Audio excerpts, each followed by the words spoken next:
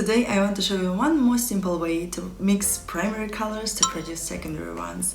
We need yellow, blue and red circles. I cut them out of the regular plastic corner folders.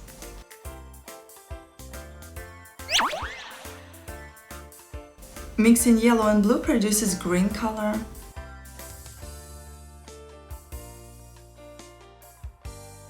When yellow and red are mixed, the color is orange.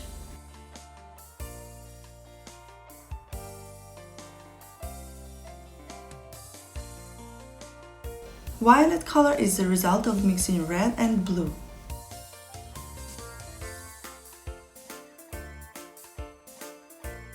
We have seen the secondary colors: orange, green and violet.